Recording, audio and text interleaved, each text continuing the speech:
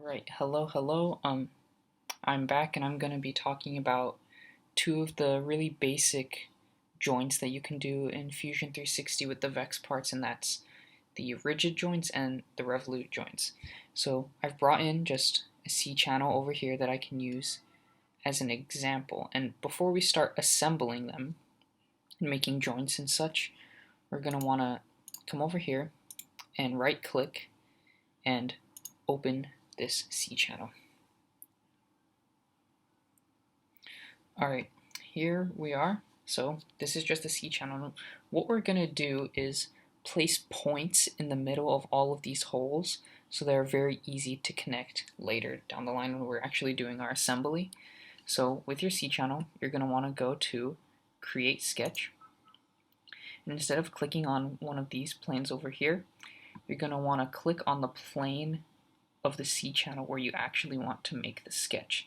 So in this case, we're going to do it on this face right here. So I'll just click on it. And now we have to start drawing our points. So first, we're going to go to Create, Circle up here, and Center Diameter Circle right here. So just come to this hole right here. We can zoom in a bit here. Let me close this. So we'll just come over here, put this here, and just make the circle like that. It doesn't have to be perfect. It doesn't have to be in the middle. Just make a circle that's a little bit bigger than this hole. Try to get it somewhat in the center, but we will use some constraints in just a second to fix that. So third circle, click once to have it go like this, and then drag it to wherever you want to go, and then click one more time to set it. So we're not done quite yet. So we're going to want to come up here and click on the tangent constraint. So what this is going to do is allow us to make this circle tangent to these lines right here. So if I click on this circle, I can make it tangent to this line. I can do that, click on the circle again, come to another side, come to this last one, and bring it to this side right here. And now you can see this circle is perfectly in the center of this hole in the VEX C channel. So let's do this for all other two, sorry. There we go.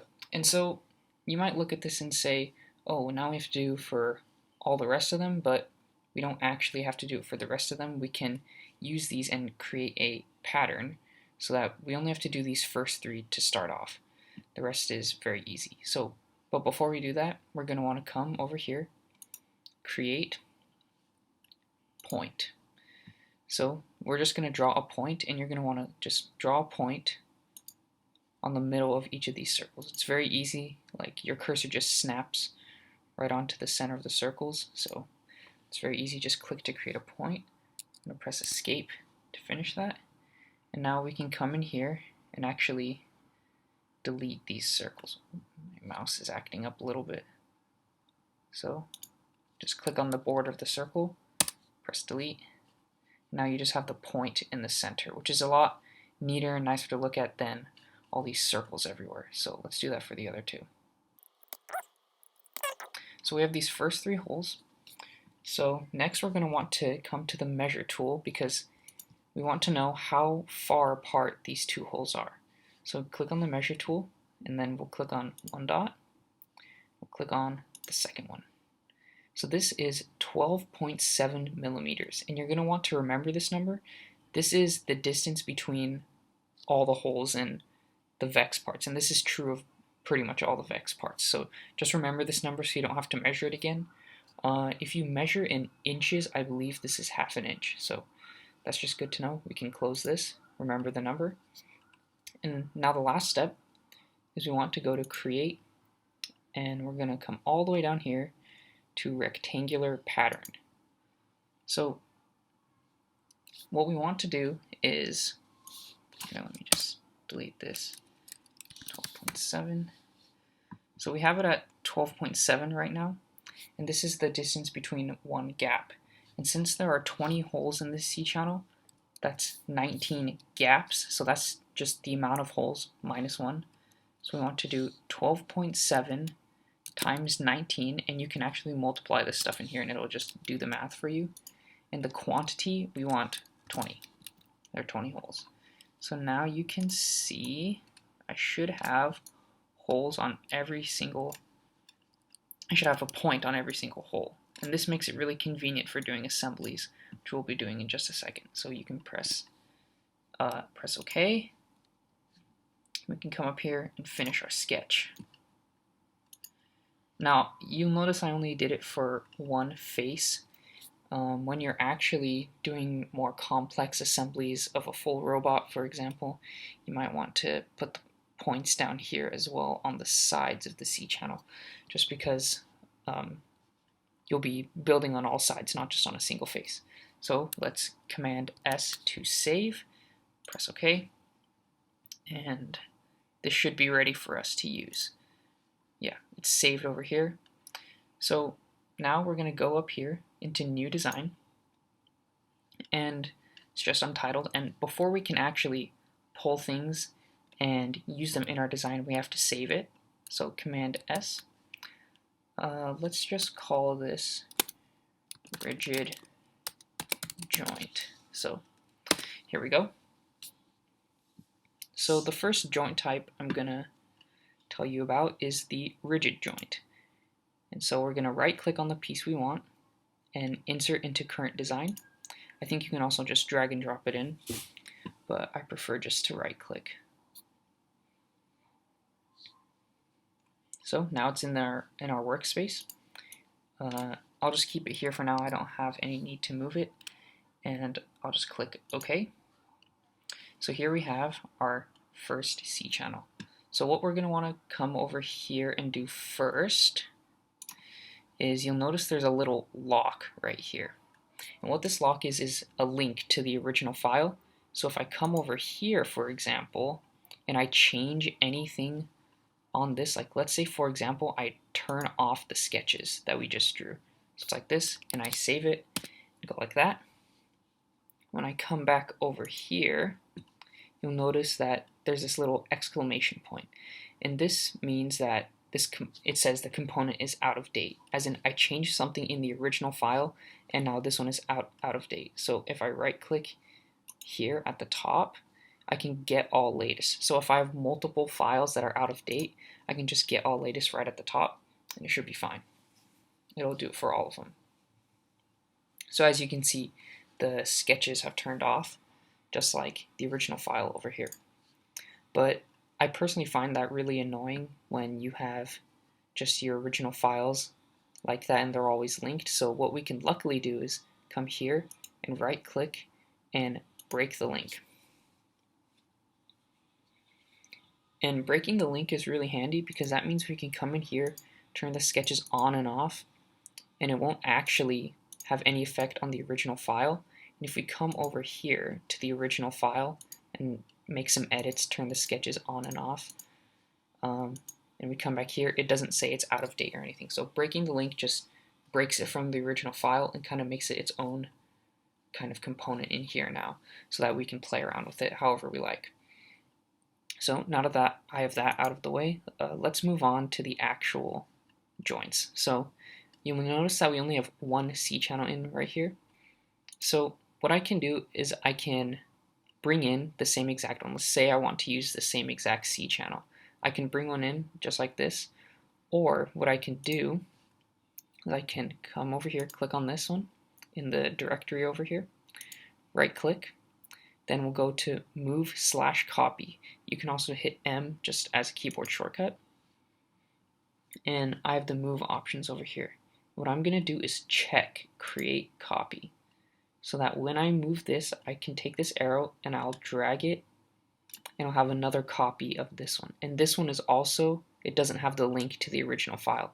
If I came over here in the data panel and just inserted another one, it would be linked to the original file again. So this is a much quicker way, I think. So when I want to join it, before I make the join, I want to orient it how I want. So I don't want to join them like this. I want this one right here to be flipped around. So let's just flip it 180 degrees. You can see these little circles right here. You can adjust its rotation on this axis. as well as this one. So you can play around with that. You can drag it left, right, up, down, forward, back. So you can play around with that. So let's just say, yeah, this is fine. We'll just put it like this. So now I want to go and make a joint between these two. So I want to go to Assemble and Joint. So now first I have to select the first thing. So I want to join this one to this one. So I will select this one first.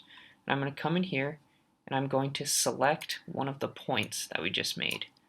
So I will select this point right here. And you can come down here and then join it to any of these points. I'm just going to join it to this one right here.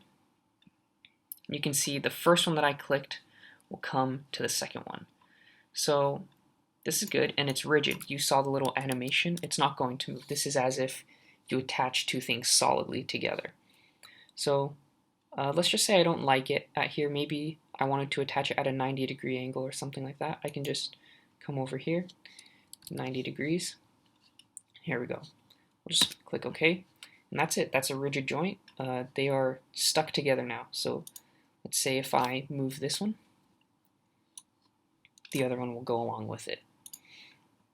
So you can see the joint right there. We can turn it on and off as we like.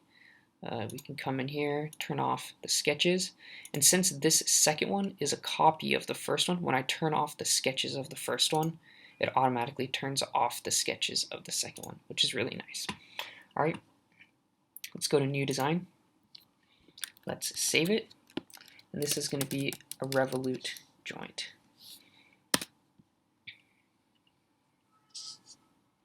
All right, so same kind of deal. I'm going to bring this one in, same C channel, insert into current design.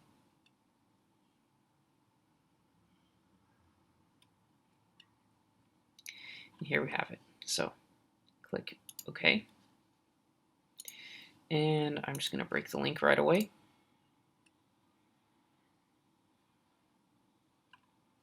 Right, so let's turn on the sketches so we have those dots from before.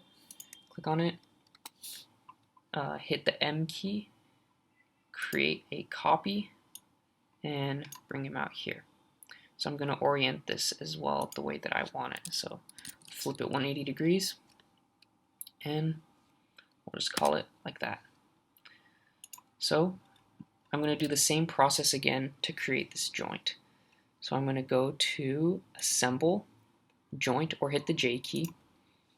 Now, before I actually select my points, you'll notice over here, under the Motion tab, it's on Rigid right now. That's the joint that we did previously, the ones that don't move. If I drop down, you'll see all these different types of joints. So we've done Rigid, and we're going to do Revolute. These ones are a little more complicated, and you really only need these two basic ones to do pretty much everything for VEX assemblies. We can get into these a bit later, but you mostly just need Rigid and Revolute. So we'll click on Revolute. So component 1, I'll select it here. Now once again I can select any point over here. I want that one. And you'll notice in the animation it spins around. So we'll just click OK.